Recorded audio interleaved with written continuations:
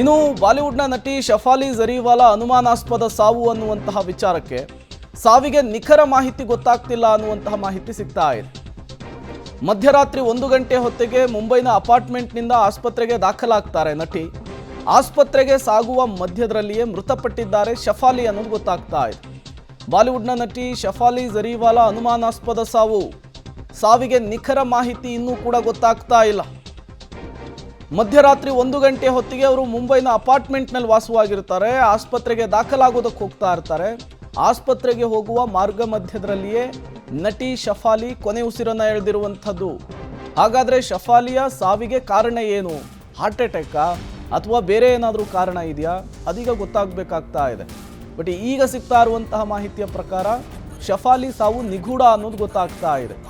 ಯಾವ ಕಾರಣಕ್ಕಾಗಿ ಸಾವನ್ನಪ್ಪಿದ್ದಾರೆ ಅನ್ನೋದು ಇನ್ನೂ ಕೂಡ ಕನ್ಫರ್ಮ್ ಆಗ್ತಾ ಇಲ್ಲ.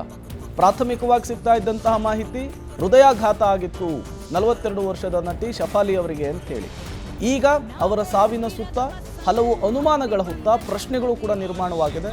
ಪೊಲೀಸರು ಕೂಡ ತನಿಖೆಯನ್ನು ನಡೆಸಲಿಕ್ಕೆ ಮುಂದಾಗ್ತಾ ಇದ್ದಾರೆ. ನೋಡೋಣ ತನಿಖೆಯಲ್ಲಿ ಏನು ಗೊತ್ತಾಗುತ್ತೆ ಅಂತೇಳಿ.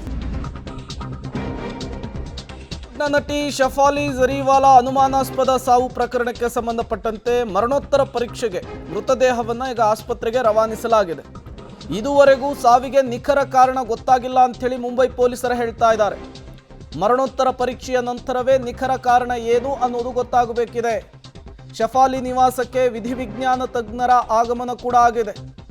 ಬಾಲಿವುಡ್ನ ನಟಿ ಶಫಾಲಿ ಜರೀವಾಲಾ ಅನುಮಾನಾಸ್ಪದ ಸಾವು.